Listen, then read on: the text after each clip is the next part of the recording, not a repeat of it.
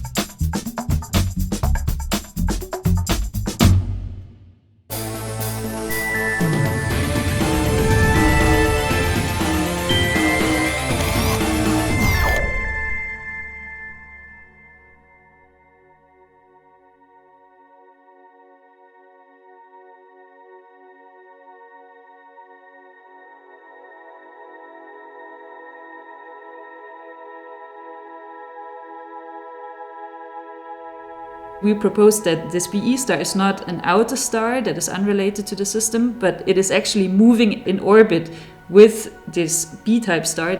But the star that was thought to be a normal B-type star is actually a stripped star, so of much lower mass. One star can steal material from the other star and strip it of its outer layers and its atmosphere. And that's essentially how you go from two kind of fairly normal stars to one which has gained mass and one which has been stripped of its mass.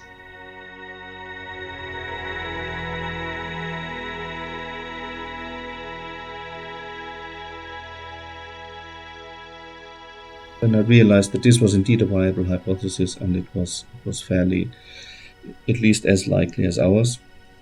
I was starting to sweat a little.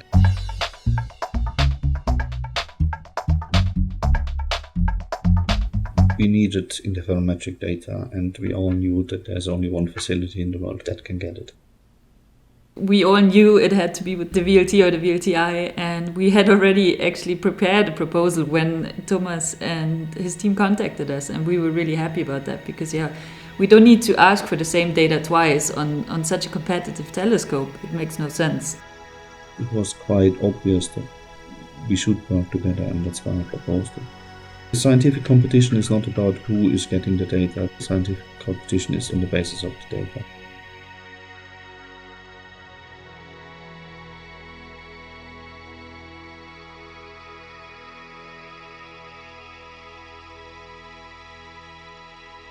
We wanted to see if there's two sources that are far apart from each other. For our purpose, MUSE was the perfect tool to use because it would tell us not only if there are two sources, but we could get the spectra as well.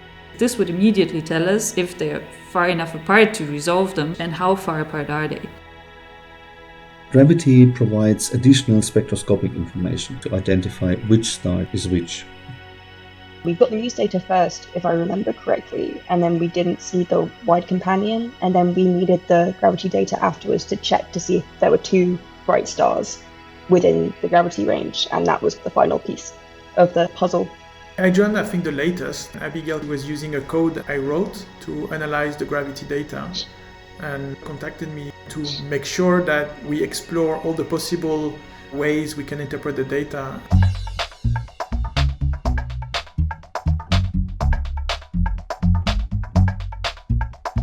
I think it's nice to see, actually, in this particular case, sometimes it doesn't go this way, and even though this is the right thing to do and you can advance science, people are emotionally invested and they will maybe be a little bit blinded by this emotional investment. I think the important thing is to focus on the science, to try not to look for who's right and who's wrong, but to think of how we can advance the question that is on the table. In my opinion, it was really a win-win situation. Either way, we find something pretty cool, right? So I think on the one hand, we confirm the existence of the nearest stellar black hole to Earth, which is very cool. Or on the other hand, we find this really exciting and difficult to capture evolutionary stage of a massive binary stellar system.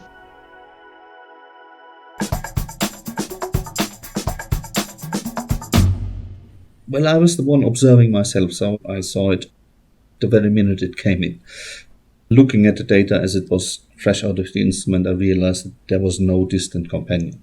That made it very likely that Julia's and Abby's hypothesis was right.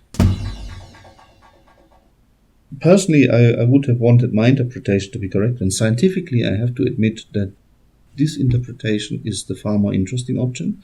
Black holes are honestly rather boring objects. In particular, if they're quiet, in quiescence, they don't do anything. I think I would have been very fine with the original interpretation of that system, because in our community, people are looking for these quiescent black holes, which are very difficult to detect, and they don't find them anywhere. The whole story of this project is that they were competing explanations, but they made some prediction. If the hypothesis of the black hole is this way, then this is what we should see if we observe with this particular instrument. And if there is no black hole, we will see something different. The observations were really designed in mind saying we can test which hypothesis is the most likely. And in the end, we have a very definite answer.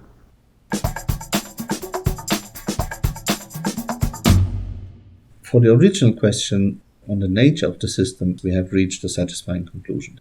But now there's a lot more to learn, like the precise masses that are involved, what was the original star, what is the future of the stars, and how is this coming about. The stripped star scenario is very exciting. Previously, we've often studied binary systems before they have interacted. But in that system, we can learn something possibly about the physics that occurred during the interaction and also about the outcome, which will then also help us to model the future evolution of the system. This collaboration between our two teams has continued, and the proposal has been accepted to continue monitoring the system with gravity. I think it is very important that the public understands the process of science, that it's not a machine where you crank the lever and the truth comes out, but that it is a method of discourse, which has an agreed upon and a tested method to tell you what likely works and what likely doesn't. We live in times where the societies look towards science for guidance, and under these circumstances I think it is really of great importance that the public understands how science works.